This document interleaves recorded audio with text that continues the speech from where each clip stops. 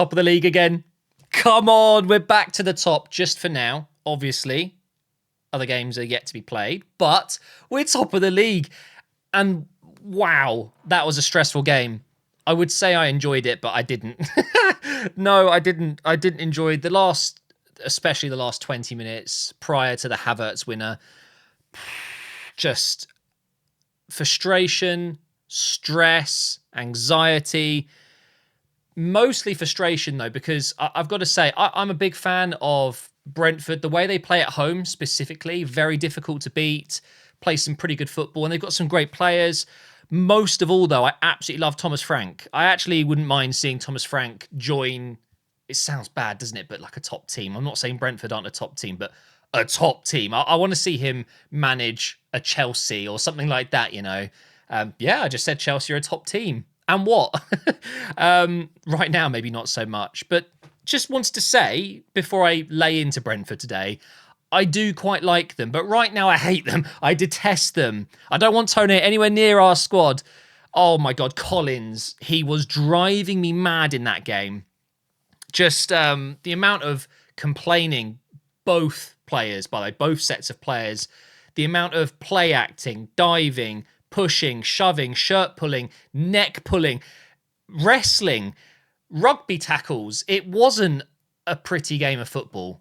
And that is, in my opinion, because Brentford didn't come to play football today. And I've said it many times before, and I respect it. I get it. You got to do what you got to do to get W's in football, right? But the only way to really beat Arsenal is just don't let them play. Just not to let them play football.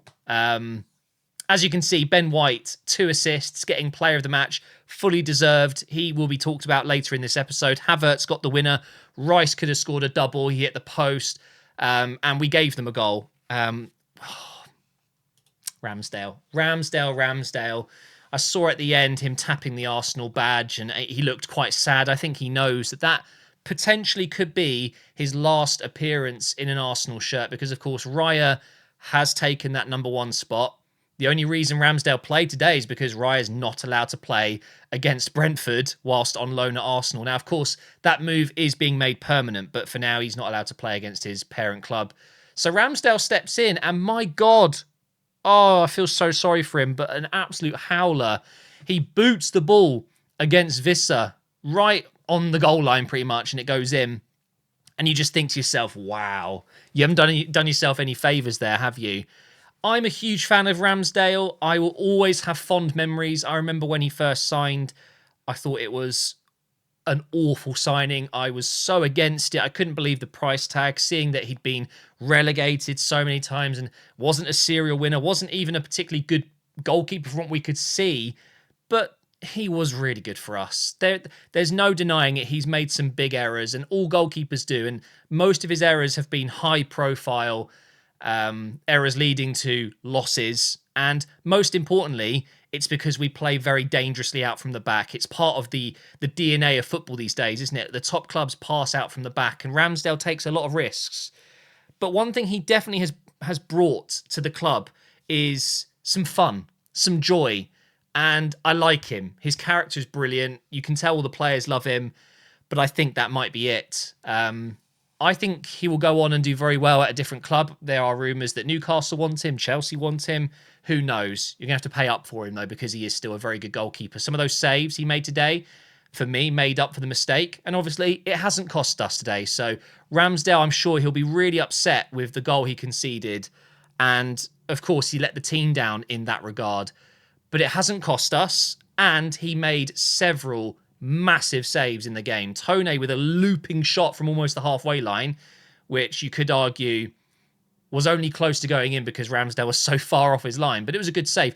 A header from Ayer or Collins or someone, really good save. So I'm not going to go in on Ramsdale too hard, and I wish him all the best. And if he does stay and he's our backup goalkeeper, that's fine by me. But I think we can all, at least, I think it's fair to say he deserves to play as a number 1 at a different club. But Raya is quite clearly the front runner. I completely agree with Arteta's decision now, even though at the time I wasn't so sure. So once again, Arteta proves everyone right. And there is another thing that he's done that maybe a lot of people were against, and that is bringing in a 65 million euro signing, 60 million pounds down the drain. Kai Havertz scored again. He's proven us all wrong, isn't he, Arteta, again? And we all know Havertz is a good footballer. At Chelsea, he stagnated. At Arsenal, he came and had moments where we thought, okay, baller, pretty good. Then he had moments where he was useless, wasn't even running or doing anything. He has settled down, that's for sure. I've got some stuff I want to talk about regarding Havertz, but also we've got some other tweets here. 8 straight Premier League wins. Of course, a big reason is the form some of our players have been in, including Havertz. Ben White as well getting a mention here. I think that's really important. Ben White was the difference maker today. 2 assists when the going got tough. One of the most underrated players in the country. Should be playing for England in the summer. I'm not saying he should be starting for England, but he should be in the squad. And it's a shame that him and the staff there have fallen out. But this is what I really wanted to talk about. Kai Havertz in his last 3 games, 3 goals, 2 assists. He's absolutely flying right now, playing as basically a false 9. And I'm really enjoying his performances. Again, very, very good today. But probably should have been sent off, if we're being honest.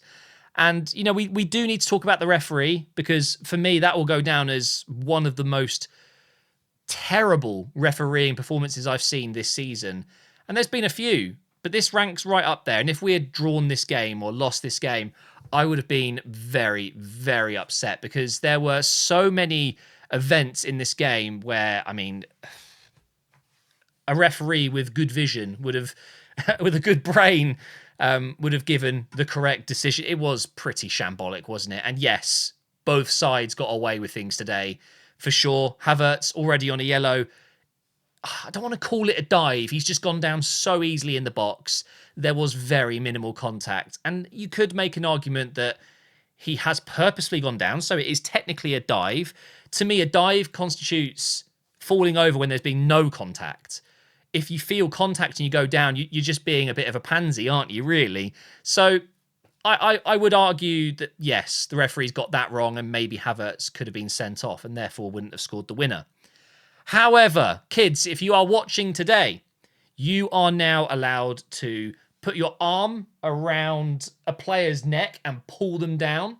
Trossard getting pulled down to the floor as he was about to jump for a header and potentially have a chance. And you are also allowed to yank shirts in the box, especially from the back. When you lose track of your man, you can just yank them back. And VAR will check these things and it's fine. Don't worry. Anywhere else on the pitch, they are fouls. They are yellow cards. They are free kicks. But as soon as there's any scrutiny from a potential... When all the players go crazy saying it's a penalty, it just seems to cut it out, and I hate that. The players need to be able to show frustration and say that's got to be a penalty. There are ways you can do it. You shouldn't surround the referee, and I don't like seeing that from any players, let alone my own team. But it was so obvious. I could not believe it. 2 times in this game. 2 times. Instant penalties in my mind. I just don't understand how VAR can see it and say, yeah, play on. But both teams got decisions today that maybe they shouldn't have, in good and bad ways. Momentum, all red, of course. And don't forget, we did gift them a goal. It was literally a gift. So it was a 2-0 today, as far as I'm concerned. We made some changes quite late on. You'll see here that Reece Nelson came on and I thought had a very good impact. And Zinchenko didn't have too much of the ball, but when he did, he made good passes forward. And he's just a completely different profile to Kivior. Something just completely different, opposite end of the spectrum, really. Jesus was pretty good as well. And Partey came on and looked very tidy, actually, I thought. But we've dominated the stats. And do you know what? I think I saw someone tweet about it. There's nothing really more satisfying in football than scoring a late winner against a team that just wanted to waste time and just be annoying. I really wanted to use a naughty word there, but you guys know I don't swear on this channel. I do when I stream, if I stream. I haven't streamed in a little while, but yeah, that felt way better than any of the 6-0, 5-0, 4-0. Like, I don't care. We could win 10-0 and I will enjoy the game and I'll feel great after it. But winning like this, when you're up against it, when the pressure's on, you could argue a draw here could be the beginning of the end of the season for us, because we're playing catch up massively. We're already playing a little bit of catch up, but now whilst we've played an extra game, we have taken the advantage. Points on the board is better than games in hand, and it always will be. No one can tell me otherwise. I hate it when when fans are saying, oh, but we've got 5 games here and there, and they're easier games, and we'll win those, and then we'll take over. No, no, no. You can't guarantee anything like that.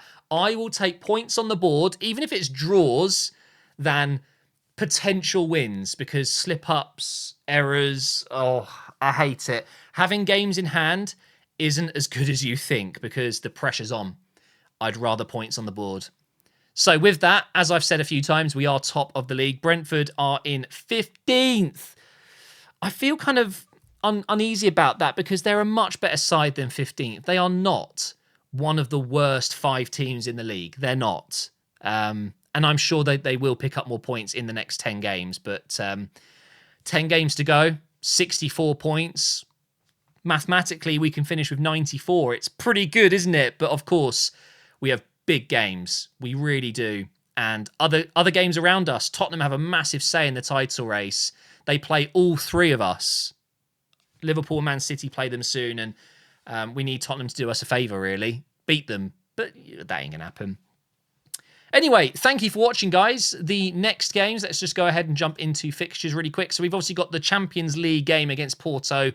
Huge game. Obviously, we're 1-0 down on aggregate. It was a poor performance away in Porto, in Portugal. So win that. And then, of course, the Chelsea game has been postponed. We'll be moving into the City game on the 31st. Really excited for that one. Luton, winnable. Brighton have been pretty shocking this season, so I'd anticipate we win that one as well. Villa at home, we should win that. Wolves away, I don't even want to talk about that one. That's always a tough one, but really looking forward to the Champions League game on the 12th. It's on Tuesday, right? Yeah, Tuesday. So we'll be back for that one. Thank you for watching, and I will see you in the next Operation Arsenal.